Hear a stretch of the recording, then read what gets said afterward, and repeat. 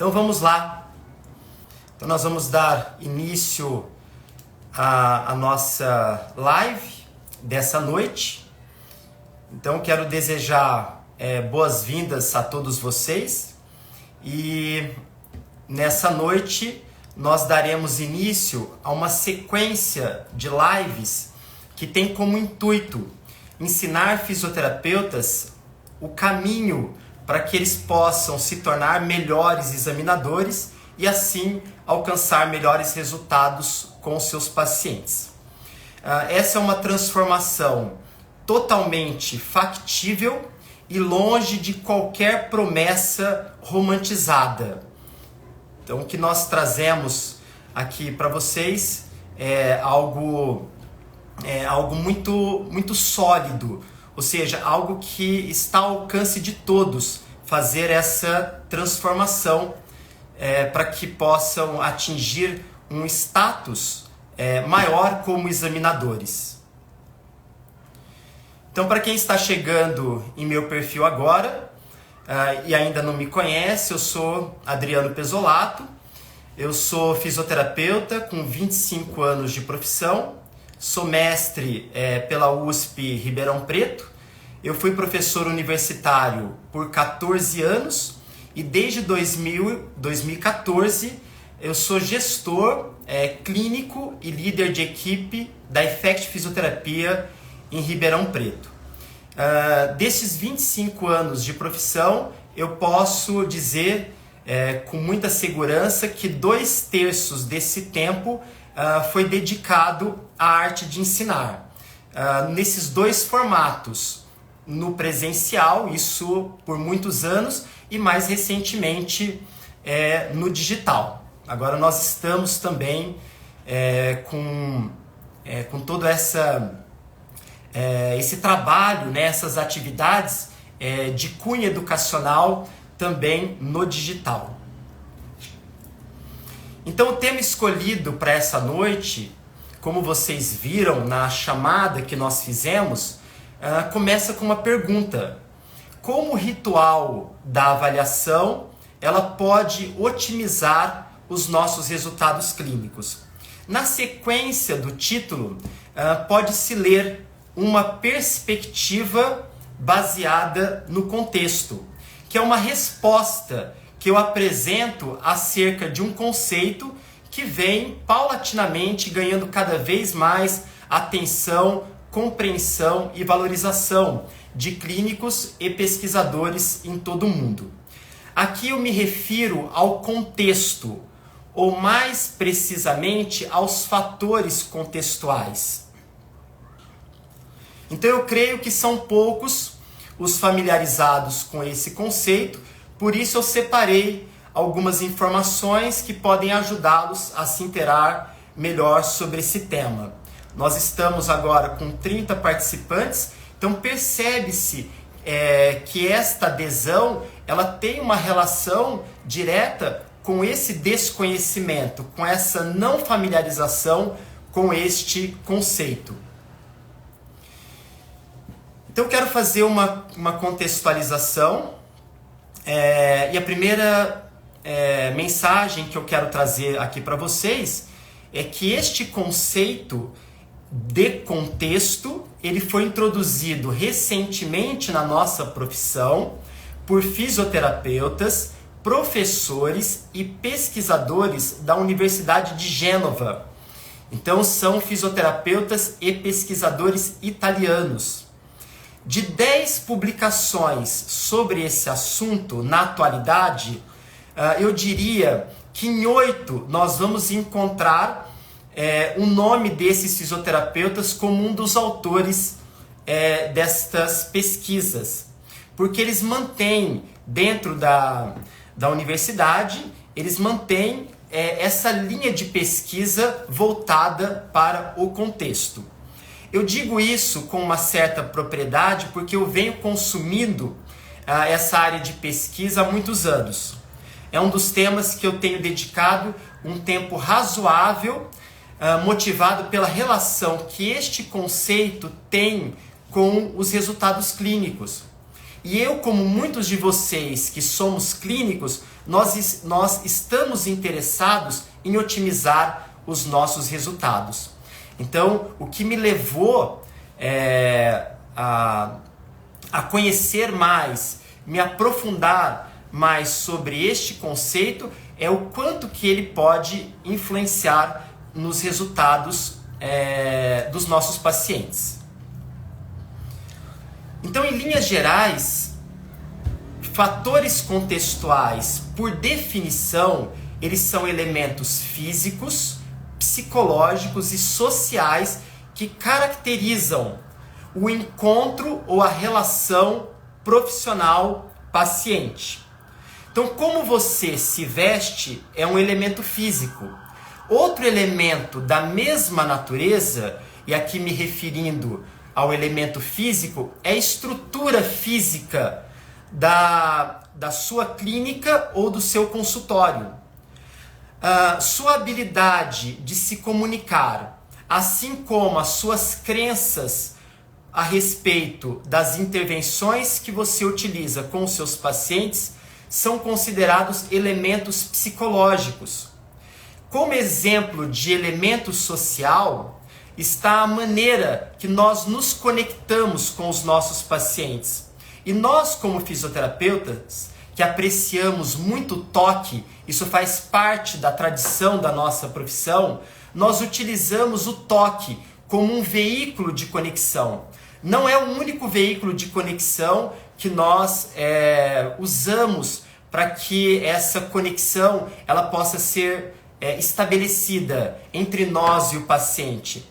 Nós já temos conhecimento o quanto a escuta ativa ela também contribui, como ela é uma poderosa via de conexão com os nossos pacientes. Então, ouvir os nossos pacientes e saber interromper na hora oportuna, porque nós não podemos confundir escuta ativa como o ato de ficar só ouvindo o paciente e perder muitas vezes ali a linha de raciocínio que é necessária para que a gente possa entender o problema do paciente. Então, permitir com que o paciente ele nos informe, para que ele traga as informações acerca da história do seu problema e permitir que essa história, esses dados possam nos ajudar a construir o que nós chamamos de big picture do paciente, ter uma compreensão abrangente sobre o problema que ele nos apresenta, mas também desenvolvermos habilidades para saber em que momento nós devemos interromper aquela fala quando percebemos que o paciente ele está desviando muito do assunto que nos interessa. Então, esses elementos que eu mencionei há pouco, eles podem ser classificados como internos, externos e de relacionamento. Então, esses fisioterapeutas e pesquisadores italianos, eles propuseram uma classificação para esses fatores contextuais. Então, eles classificaram esses fatores nessas 3 categorias. Então, embora os fatores contextuais eles são divididos nessa classificação, é válido salientar que muitos dos efeitos eles se dão por sobreposição dessas categorias. Então, embora exista uma classificação, os efeitos oriundos desses elementos, eles se dão por sobreposição. Então, eu vou dar um exemplo, aqui para vocês, valendo-se do processo de avaliação. Nós temos um ritual. A avaliação, como também as nossas intervenções, elas ocorrem dentro de um ritual. Então há toda uma ritualidade que caracteriza tanto o processo de avaliação como o nosso tratamento. Então esse ritual por detrás de uma avaliação clínica, ele é considerado um fator contextual externo, que vai influenciar em fatores contextuais internos, como por exemplo, a memória e a expectativa do paciente com aquela avaliação. E também, com igual influência, o que será dito sobre os achados dessa avaliação ao paciente, aqui representado pelos fatores contextuais de relacionamento. Então, somado ao ritual característico da avaliação, as habilidades e a segurança do examinador pode criar uma atmosfera de qualidade positiva a partir da ativação de áreas corticais de memórias prévias e de recompensa, por ter sua expectativa para uma boa avaliação atingida. Então, como memórias prévias, a experiência de não ter sido até então avaliado de maneira adequada ou minuciosamente. Então, percebam que todo ritual que envolve uma avaliação, e esse ritual ele é classificado como fator contextual externo, ele vai acionar a memória que esse paciente teve com relação às experiências prévias, de uma experiência prévia referente a uma avaliação, e também áreas relacionadas à expectativa. Então, se o paciente ele rapidamente percebe que o que está acontecendo naquele momento é muito diferente de todas as experiências que ele teve no passado, e que essa diferença ela é muito positiva, isso vai ativar diversas áreas do córtex que vão então produzir o que nós chamamos de efeitos contextuais. Então é importante que se diga que tudo que é capturado pelos órgãos dos sentidos do paciente estão sujeitos à interpretação ou processamento central de acordo com o significado que esses elementos têm para aquele indivíduo. Então tudo que ele está percebendo durante a avaliação está sendo interpretado ativamente por esse paciente. Nós estamos no papel de examinador, mas muitas vezes não nos atemos de que o paciente também está a todo momento avaliando a nossa conduta, o nosso comportamento, as nossas habilidades, avaliando o ambiente onde essa avaliação ela está sendo realizada. Então, durante todo o tempo, esses pacientes eles também estão avaliando o que está sendo realizado com eles, dentro dessa experiência. Então, o placebo e nocebo, elas são respostas psiconeurobiológicas que elas são capazes de modular a dor. Então, a modulação ela pode ser para mais ou para menos. Então, ao falarmos em resposta placebo, nós estamos modulando para menos. Resposta nocebo, nós estamos modulando para mais a dor do paciente. E nós podemos produzir também mudanças em diferentes níveis cognitivos, perceptuais e também neurobiológicos. É válido ressaltar, pessoal, que nós não podemos confundir esta resposta placebo com tratamento inerte. Os fatores contextuais, os efeitos contextuais, eles estão presentes no tratamento inerte e no tratamento ativo. Então, nós vamos ter esses efeitos contextuais ocorrendo independente do tipo de tratamento que o paciente está recebendo. Então, um tratamento sem efeito nenhum, os fatores contextuais eles estão presentes, e dentro do ponto de vista de pesquisa isso é chamado de confundidores, mas também esses efeitos estão presentes nos tratamentos ativos. Então, quando nós estamos fazendo uma intervenção que ela já foi avaliada para sua eficácia e ela se mostrou, superior ou melhor que o placebo. Então, não devemos confundir essas respostas somente com tratamento inerte, mas com o contexto psicossocial que acompanha qualquer intervenção ativa. Todas as intervenções que nós fazemos, terapia manual, exercícios, modalidades, elas vão produzir esses efeitos contextuais. Então, embora para muitos o termo placebo tenha uma conotação negativa, esta resposta placebo é um processo neurofisiológico presente em todas as intervenções, e aqui eu estou chamando a atenção de vocês para que vocês entendam que esse efeito também está presente durante o processo de avaliação a partir da ativação de áreas cerebrais, regiões do córtex cerebral. Então, essas respostas placebo, elas se dão a partir da ativação de regiões supraespinhais, que nós vamos depois comentar mais à frente.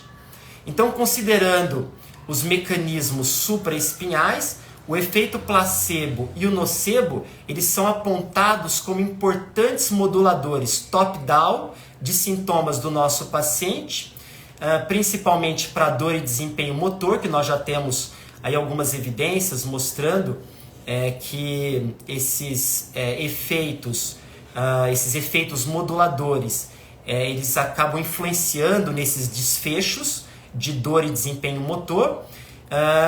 Então nós temos que olhar, né, para esses moduladores de efeito com um olhar novo, com um olhar de aproveitarmos, de explorarmos esses efeitos na nossa prática clínica. Então, a título de curiosidade, foi somente no final da primeira década do século XXI que a comunidade científica começou a investigar os mecanismos de ação de diferentes intervenções, essas que são de uso comum, né? Como eu já mencionei, terapia manual, exercícios e modalidades, procurando esclarecer o peso dos efeitos placebo e nocebo em tais mecanismos. Ano passado, uma força-tarefa ela foi montada para estabelecer uma definição consensual para fatores contextuais. E o resultado é este que eu vou apresentar para vocês, e esse resultado que é o produto, né, desse trabalho que foi feito por essa força-tarefa. Ele vai servir como uma bela síntese de tudo que nós falamos então até aqui. Então, fatores contextuais são componentes de todos os encontros terapêuticos e podem constituir a totalidade dos efeitos percebidos da própria intervenção ou ser um aditivo aos efeitos das intervenções. Então percebam, os efeitos que nós estamos observando em nossos pacientes, eles podem estar totalmente relacionados a efeitos contextuais. Ou esses efeitos estão produzindo um benefício adicional aos efeitos das nossas intervenções. Então, os fatores contextuais, segundo esses autores que participaram desta força-tarefa, são pistas percebidas pelo paciente que podem surgir de experiências anteriores ou atuais dentro do encontro terapêutico. E é por meio dessas expectativas que podem ocorrer a nível consciente ou inconsciente, envolvendo essas respostas psiconeurobiológicas que nós falamos agora há pouco, resposta placebo e nocebo, que os fatores contextuais podem influenciar positiva ou negativamente os sintomas dos nossos pacientes. E os efeitos terapêuticos, eles variam de pequeno a grande. Não sei se vocês acompanharam aí nas últimas semanas, foi ventilado nas redes sociais, principalmente no Instagram, uma meta-análise de estudos randomizados controlados para placebo, atribuindo em que percentual os efeitos dos nossos tratamentos devem-se aos fatores contextuais. E os números desta meta-análise, eles impressionam. Então, 87% dos efeitos advindos de uma mobilização articular, eles estão relacionados a fatores contextuais. Para manipulação, 71% dos efeitos também estão relacionados a fatores contextuais. Para taping, 69%. E essa meta-análise, ela avaliou tanto para efeitos imediatos, como também para efeitos em curto prazo e longo prazo. Então, como eu disse, né, os números eles são muito altos, mostrando o poder do contexto nos efeitos que nós vemos ocorrer, né, em nossos pacientes. Então, quem sabe no futuro próximo, eu tenho essa expectativa que nós poderemos estimar o quanto de efeito contextual há em nossas avaliações, comparando avaliações de baixa e de alta qualidade para alguns desfechos. Então eu penso que num futuro não tão distante, as pesquisas vão chegar a quantificar o quanto esses efeitos influenciam já no processo de avaliação. Alguns estudos já estão sendo publicados mostrando que a nossa avaliação ela já se mostra capaz de modificar alguns desfechos. Então, nós estamos ainda na infância, né, dessas pesquisas, mas eu tenho aí uma expectativa de que isso aumente, porque esse é um conhecimento que ele vem crescendo bastante. Como eu falei no início aqui dessa live vem recebendo muita atenção aí nos últimos anos.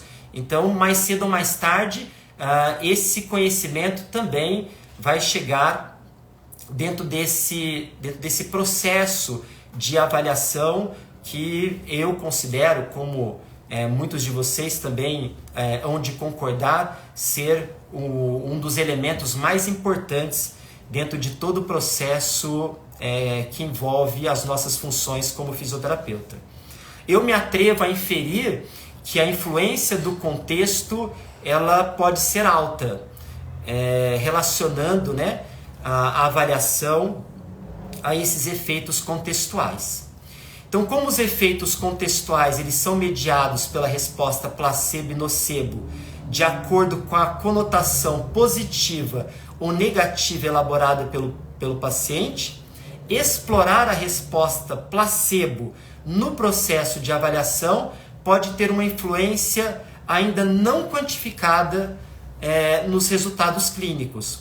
Quantos pacientes já disseram estar melhores após o término de uma avaliação ou no transcorrer das horas que a sucederam sem receber qualquer intervenção?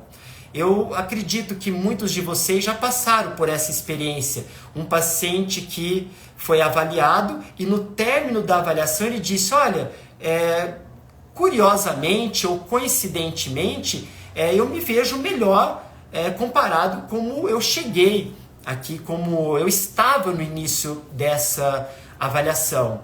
Então, essas respostas elas podem estar acontecendo se a forma que o paciente está avaliando aquela experiência ela é positiva ou negativa. Então, o que nós estamos fazendo, nós estamos trabalhando para explorarmos o máximo esse efeito contextual, fazendo com que a atmosfera ela se mantenha sempre positiva. Então, os pacientes, já foram feitos estudos mostrando que os pacientes têm uma expectativa de serem bem avaliados, que eles esperam receber um diagnóstico, que eles esperam ser informados a respeito do seu prognóstico. Então, se nós estamos entregando isso aos nossos pacientes, há uma probabilidade enorme de tornarmos essa atmosfera positiva e fazer com que o efeito, né, placebo seja um aliado no tratamento dos sintomas de nossos pacientes. Os nossos alunos do nosso programa de avaliação online, Descomplicando a Avaliação Musculoesquelética, eles já têm vivenciado esses relatos. Eles têm melhorado a qualidade da sua avaliação e já estão ouvindo dos próprios pacientes de que eles estão saindo melhores, não só com relação à sua sintomatologia, mas também com relação à satisfação daquilo que está sendo oferecido a eles. Então, na minha humilde opinião, o processo de avaliação é o tendão de Aquiles de muitos colegas, e a falta de roteiro é que faz com que muitos fiquem que nem uma barata tonta, né, sem norte algum. Então, em alguns, esse processo é um pouco mais desenvolvido. Então, há colegas que têm uma habilidade, têm uma expertise maior em avaliação, mas geralmente essa avaliação ela se mostra limitada, ainda mais quando estes adotam avaliações específicas de um conceito ou de um método. Então, em tempos como o nosso, em que o conhecimento parece ilimitado, restringir as nossas ações a uma única metodologia ou abordagem que não avança na velocidade pela qual o conhecimento é produzido é impor a si próprio limitações, e diria que muitas dessas limitações são de grande extensão. Eu sou a favor de que não nos limitemos a nenhum conceito, a nenhum método, a nenhuma abordagem, mas que nos mantenhamos com uma mente aberta a toda essa produção de conhecimento que acontece aí numa velocidade ali vertiginosa, e vamos aos poucos integrando todo este conhecimento dentro do nosso processo de avaliação. Então você deve estar se perguntando como aproveitar esse conteúdo apresentado nessa live e implementar em minha prática clínica. Onde estaria eu falhando nesse contexto que poderia resvalar em meus resultados negativamente? Então, estudos têm demonstrado que a conscientização do fisioterapeuta para o uso do contexto ainda é muito limitada. Considerando um outro cenário de que você está performando bem as suas avaliações, mas ainda percebe que há algo a melhorar, como, por exemplo, falta um passo a passo de como transferir este conceito específico, né, no atendimento ali dos seus pacientes, eu vou deixar então para vocês algumas dicas de como aplicar os fatores contextuais em nossa avaliação. O primeiro, examinar as crenças do nosso paciente, foi o que eu disse no início da nossa live. Fazer uma avaliação valorizando a perspectiva do paciente. Então, qual é a crença do paciente, a explicação, a atribuição dos seus sintomas? Algo que ele tenha feito, uma explicação que veio de uma fonte externa, por exemplo, de um outro profissional. O que o paciente traz, né, de informação a respeito ali do seu próprio problema? E sempre validar, mesmo quando eu percebo que essa crença ela está equivocada, mesmo quando vemos que é uma crença passível de ser ressignificada, ela carece de uma validação inicial. Então, quando nós validamos a crença do nosso paciente e fazemos com que o paciente perceba que ela está sendo não só validada, mas valorizada, nós estamos já aplicando os fatores contextuais em nossa avaliação. A outra dica importante é estabelecer uma linha de base. Uma linha de base do nosso paciente. O que significa estabelecer uma linha de base? Fazer uma avaliação meticulosa. levantar o máximo de informações que possam ser utilizadas depois para fins comparativos. Eu chego a comentar com os meus pacientes, né? Se ele chega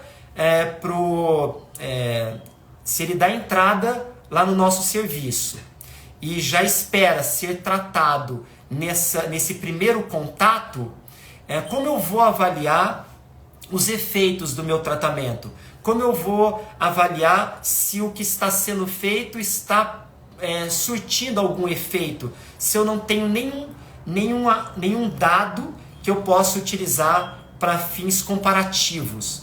Então é importante estabelecer essa linha de base, porque nas reavaliações que nós fazemos dentro do próprio atendimento ou entre os atendimentos, o paciente perceber estas mudanças também faz com que mudanças no contexto ocorram. Então, um paciente que recebe uma intervenção e na reavaliação ele já consegue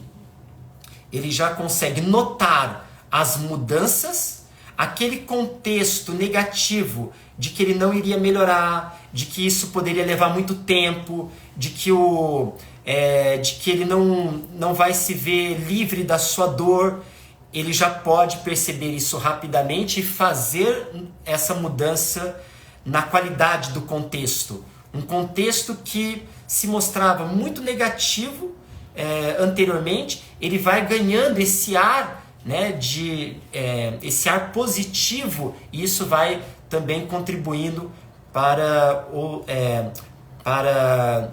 novas melhoras que esse paciente virá apresentar. Não só a melhora advinda da intervenção, mas essa melhora relacionada ao próprio contexto. Otimizar a comunicação não verbal, amplificar a ritualidade da avaliação, sem que isso venha a consumir muito tempo, sem que isso seja muito desgastante para o paciente. Então, quando a gente fala amplificar a ritualidade da avaliação, é ter esse cuidado de não deixar a avaliação também exaustiva para o terapeuta e principalmente para o paciente. Então, o objetivo não é ficar aqui horas avaliando o paciente. É procurar ser preciso naquilo que vai ser feito, mas saber que muito dos testes que nós utilizamos, eles seguem um ritual, né? E ao valorizar esse ritual, nós estamos aproveitando do contexto para otimizar os resultados desses pacientes. Estar ciente do toque terapêutico ainda na avaliação. Por mais que eu não esteja utilizando ainda uma intervenção manual, uma intervenção que tem ali como objetivo, uma intervenção que tenha como objetivo o uso das mãos com esse paciente, eu posso, a partir do toque dentro da avaliação, criar essa conectividade com o paciente. Então, muitos de nós, né, nós somos assim impulsionados a tocar o paciente. Nós temos já essa propensão a tocar o paciente pelo fato do toque, né, fazer parte da cultura da nossa profissão. E nós sabemos usar bem, né, o toque, reconhecendo as suas diversas finalidades, né, o seu efeito analgésico, o seu efeito afetivo, o efeito somato-perceptual que nós vamos ter dentro das suas múltiplas funções. Então esse é um tema que vem sendo abordado aqui em nosso programa desde o seu nascimento, né, que eu me refiro ao programa Descomplicando a Avaliação Musculoesquelética, não somente por ele ser um hot topic da nossa profissão, mas pela relevância que este conhecimento tem a todos nós clínicos. Então, para não alongar muito, essa é a mensagem que eu preparei aí para todos os que participaram aqui da nossa live. Eu agradeço a participação de todos e me coloco à disposição aí para quaisquer perguntas referente a esse tema e também outros afins. Muito obrigado.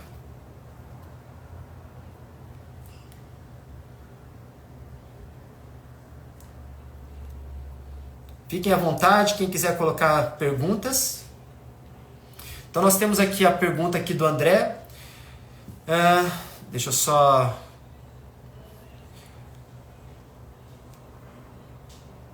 Deixa eu voltar aqui. Como você sugere proceder quando o paciente chega com crenças limitantes a respeito de seu problema e ainda potencializada por um comentário negativo de outro profissional atestado por exames? Como proceder? Então, André, como falado anteriormente, passo número 1, validar. Porque se você bater de frente com essa crença já no primeiro contato que você tem com o seu paciente, né? No dia da avaliação, nesse primeiro contato, nós não vamos causar aquela boa impressão que é o nosso objetivo. Então nós temos como principal objetivo aproveitar esse primeiro contato com o paciente e fazer com que ele saia com a melhor impressão possível. Porque se você bate de frente, se você confronta a crença do paciente nesse primeiro encontro, como que fica o contexto?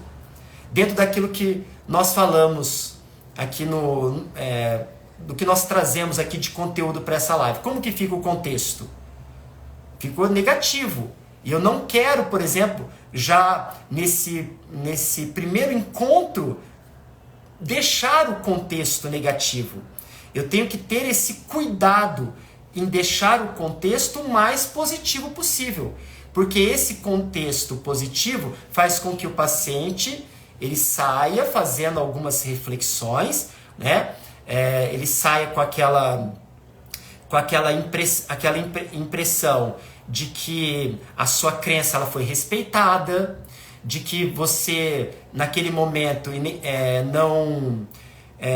não a questionou, não despejou em cima do paciente inúmeras explicações, tentando mostrar por A e B de que aquela crença ela é uma crença sem pé nem cabeça. Então não é esse o objetivo. Então o nosso objetivo é acolher como o paciente é. E acolher como o paciente é também respeitar as crenças que ele possui. Aí depois, num segundo momento, montar uma estrutura de como nós vamos trabalhar essas crenças. Né? Nós somos levados pela nossa ansiedade, no ímpeto de querer mostrar serviço, de ser respeitado, de mostrar autoridade, nós acabamos por chocar de frente com os nossos pacientes. E aí nós incorremos num erro grande. Então, ter esse conhecimento a respeito do contexto faz com que a gente reveja a nossa conduta. Né? Como que eu estou conduzindo? Eu vou bater de frente logo aqui no início ou eu vou considerar tudo isso que foi falado e vou aos poucos montar estratégias que se mostram eficientes para que eu possa ir desconstruindo aos poucos essas crenças.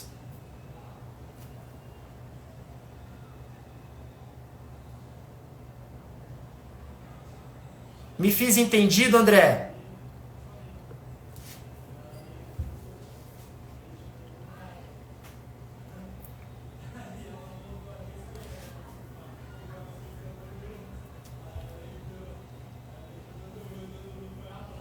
Deixa eu ver se tem mais perguntas. Aqui, o Roberto. Ó. Fala um pouco do efeito placebo utilizado de forma ética e não ética. Excelente, Roberto, essa sua pergunta. Essa resposta placebo derivada do contexto psicossocial, ela é tida como ética. Então, essa que nós estamos aqui nos referindo em nossa live, ela é considerada ética. Nós somos convocados a explorar o máximo do contexto respaldados numa conduta ética. o placebo, que tem uma conotação não ética, são aquelas intervenções que elas já foram avaliadas para a sua eficácia ou para a sua eficiência, e o que os estudos mostraram, que os resultados desta intervenção se mostram iguais ao placebo. Então, a intervenção ela não ganha do placebo. Então, por ela não vencer o grupo placebo, aí se nós estivermos oferecendo essa intervenção aos nossos pacientes, aí sim nós estaríamos produzindo um efeito placebo não ético. Agora, as intervenções que nós estamos utilizando, ou que nós deveríamos utilizar, são aquelas que se mostram melhores que o placebo nos estudos controlados randomizados. Então, essas intervenções que nós chamamos de tratamento ativo ou de intervenções ativas, elas se mostram superiores ao placebo. Mas nós estamos procurando potencializar os efeitos desta intervenção, adicionando os efeitos contextuais. Então, por exemplo, uma pessoa que gosta de terapia manual, que ela vem acumulando excelentes resultados com essas técnicas. Ela, antes de aplicar a intervenção no paciente, ela pode usar algumas sugestões, se valer de algumas sugestões verbais, como por exemplo, olha, você vai ver o quanto que você vai ver o quanto de melhora você terá à medida em que eu utilizar essa técnica no seu tratamento.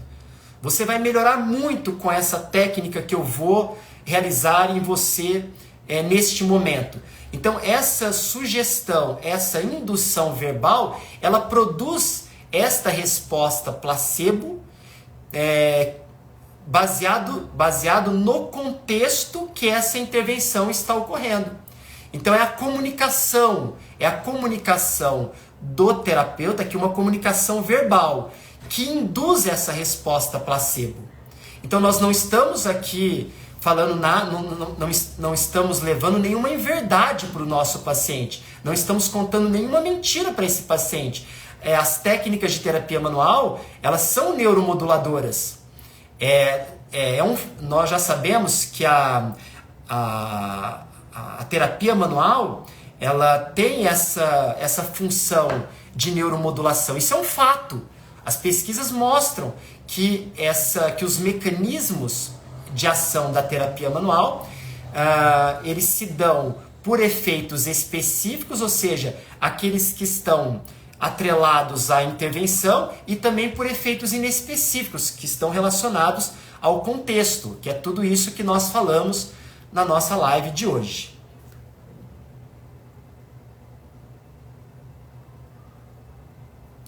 A Karina está perguntando se eu tenho artigos. Tenho sim, Karina. Você pode solicitar os artigos relacionados a esse tópico mandando uma mensagem para mim no meu privado no Instagram. Eu encaminho para você. Só coloca junto o seu e-mail para que eu possa fazer o encaminhamento. Aqui tem uma outra pergunta. Você utiliza algum questionário de satisfação para facilitar a comunicação terapeuta-paciente? Sim, nós utilizamos. Já tem 2 anos, acho que estamos caminhando para 3 anos de aplicação deste questionário, que avalia o índice de satisfação do paciente para o tratamento fisioterapêutico. É um questionário de satisfação já validado, traduzido para o português e validado para o uso com essa finalidade. Ele é um questionário que é um questionário constituído por 19 itens, e o paciente ele vai ter 5 opções de resposta, desde o discordo completamente até o concordo completamente. E também esse questionário também contempla uma pergunta que eu considero ela de suma relevância, como ele avalia a sua condição anterior com a condição atual, né, após o tratamento. Então esse questionário ele é entregue ao paciente no dia da alta. O paciente ele responde dentro de uma sala privativa. Esse questionário o paciente não precisa se identificar, tudo isso é explicado antes que ele inicie, antes que ele comece ali a preencher esse questionário, para que ele se sinta à vontade. Você não precisa se identificar, você pode se sentir à vontade em colocar aqui qual é a sua opinião a respeito de todos esses itens que estão sendo aqui avaliados. Depois ele deposita isso numa urna, a gente deixa essa urna na frente do paciente, às vistas do paciente, com um lacre, para que ele perceba que, né, a gente ele não vai depositar esse questionário, nós vamos abrir imediatamente para saber qual foi a opinião dele a respeito do tratamento, né, e de tudo que se deu durante esse período em que ele permaneceu lá na clínica. Então fica lacrado, a cada 6 meses nós avaliamos qual é o índice de satisfação, e vários itens desse questionário contemplam a comunicação. Eu posso dizer que muitos desses itens do questionário contemplam os fatores contextuais. Como, por exemplo, se me permitem, né? Um dos itens que nós tínhamos, que os pacientes assinalavam, que abaixava ali a nossa pontuação, estava relacionado à recepção. Então eles se queixavam do sofá. Percebam que o ambiente físico faz parte do contexto. Eu falei nessa live, né, que a estrutura física da clínica e do consultório é um fator contextual, é um elemento físico do contexto. Foi a partir da interpretação dos resultados do nosso questionário que nós fizemos a modificação dos sofás da recepção. Então, preocupados, né, com essa pontuação do paciente estar insatisfeito com relação a esse móvel da nossa recepção, com vistas ao seu conforto, nós fizemos essa modificação. Preocupados em deixar o paciente satisfeito, fazer com que o paciente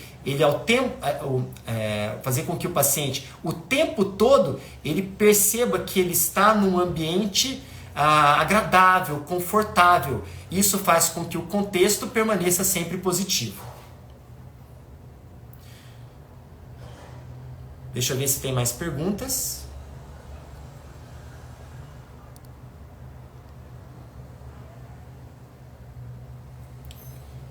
A outra pergunta aqui: o que você acha de enviar os questionários antes da consulta no momento da marcação? Como é a sua rotina aí? Roberto, nós fizemos uma parceria há alguns meses com... Desculpa. Vou tomar aqui uma água aqui, ó.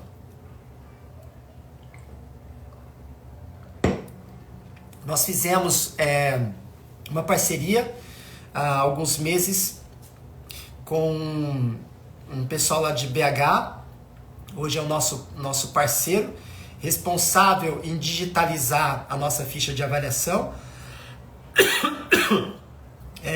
Então hoje nós temos então um prontuário eletrônico, a nossa ficha de avaliação, que é exclusiva do nosso programa, ela faz parte então desse prontuário eletrônico. E nesse prontuário nós vamos ter os PRONs. Os PRONs é um nome dado, é um termo, né, é uma sigla em inglês para as escalas e questionários que nós conhecemos e que nós usamos com os nossos pacientes, né? Então, PRONS é uma sigla para medida de desfecho reportada pelo paciente. Então, nesse prontuário eletrônico, nós temos os PRONS, aqueles que são mais usados para cada condição que nós, fisioterapeutas musculoesqueléticos, vemos no nosso dia a dia. Então, o paciente ele responde, a gente tem a opção de responder no tablet ou responder no computador. Como as nossas salas de avaliação, elas têm os computadores, os pacientes respondem no próprio computador. Nós temos aí como meta,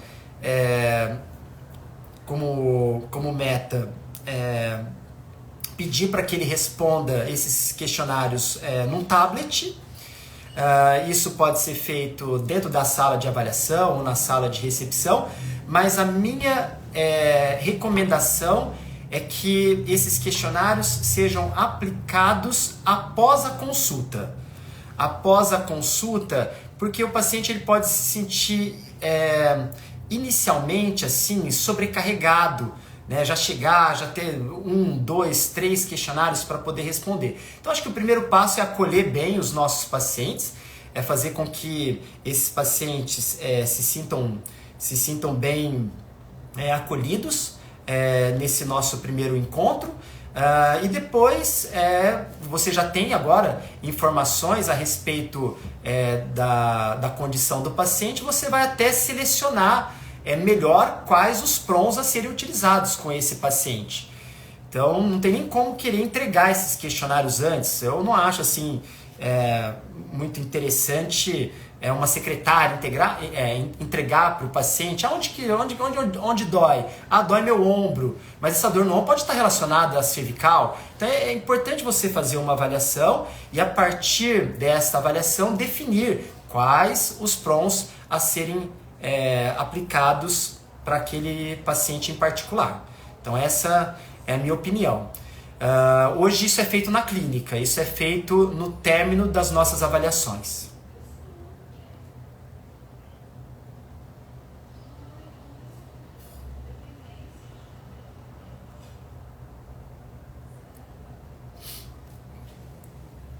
Vou aguardar aqui mais alguns instantes para saber se tem mais perguntas, se vai chegar mais perguntas aqui pra gente.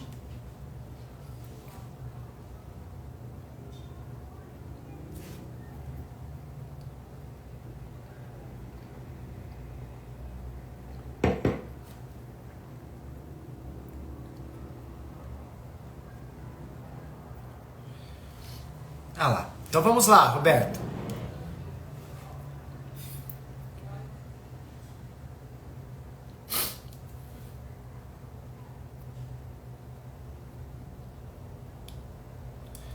Excelente pergunta.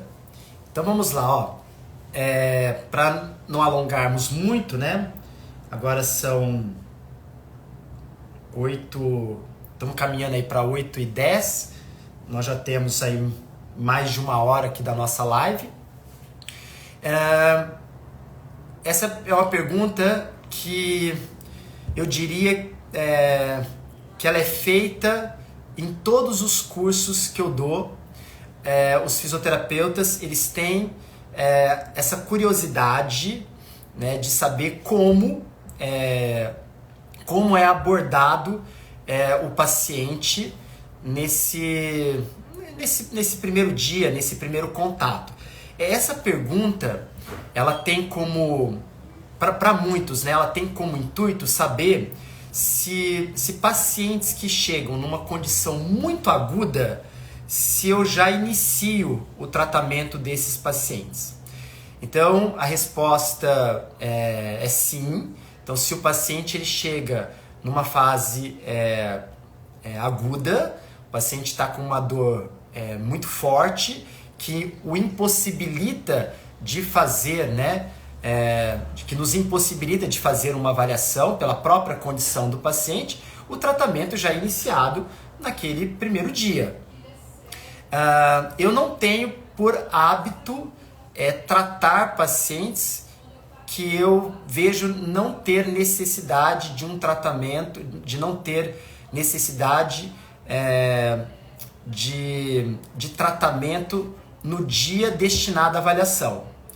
Então, se o paciente ele me procura e eu percebo que não há necessidade de iniciarmos o tratamento naquele dia, isso é algo muito relativo, isso vai depender da condição ali de cada paciente, mas posso dizer assim com muita tranquilidade que 95% dos meus pacientes eles não vão ser tratados no mesmo dia. Eles vão ser somente avaliados. Porque durante a avaliação é feito, né, a anamnese, nós temos, isso é de praxe, né, isso é a nossa rotina, fazemos a anamnese, aí depois o exame físico, e eu destino os 10 minutos finais para discutir os achados da avaliação com o paciente. Então eu falo para o paciente, logo no início da avaliação, que no seu término eu vou colocar as minhas primeiras impressões a respeito do que foi observado, do que foi avaliado, do que foi percebido durante essa avaliação. São as primeiras impressões.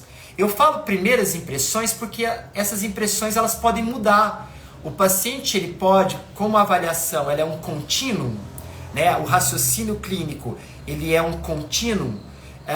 Eu posso rever, né, aquela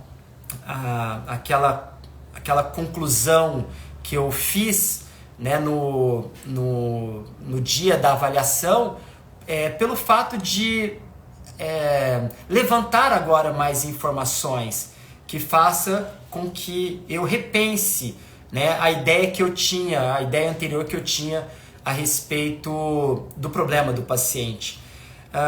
Então, eu coloco essas impressões, eu dou também espaço para que esse paciente faça perguntas.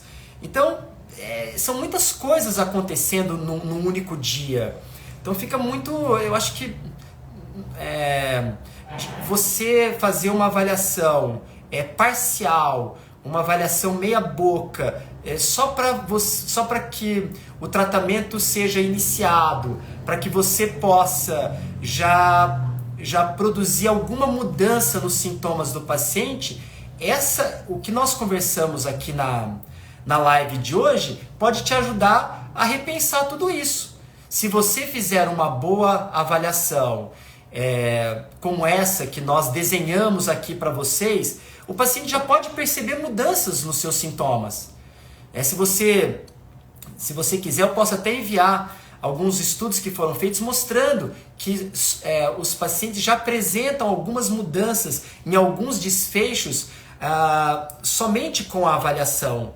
Então, eu tomaria esse cuidado, eu não misturaria as coisas, com exceção desse paciente que não se mostra em condição alguma de ser avaliado para algum movimento ou para algum teste que eu deseje fazer.